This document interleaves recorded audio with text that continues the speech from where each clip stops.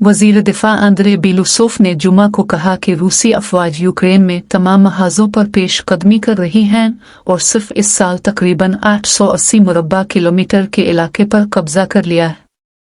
अगर इस बात की तस्दीक हो जाती है तो रूस ने पिछले 5 महीनों में 2023 के मुकाबले में ज्यादा कामयाबियां हासिल की होंगी, जब मौसम गर्मा में यूक्रेन के जवाबी हमले के बावजूद फ्रंट लाइन बड़ी हद तक मुस्तहकम रही।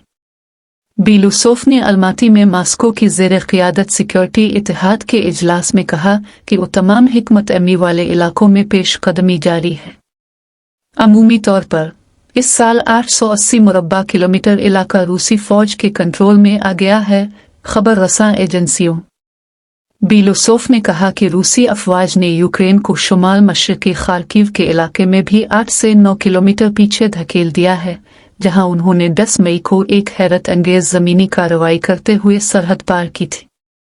उन्होंने मजीद कहा कि हमारे फौजियों के जुर्रतमंदाना और पेशा वराना इक़दामात की बदौलत इसमें 28 बस्तियों को आज़ाद कराया गया है।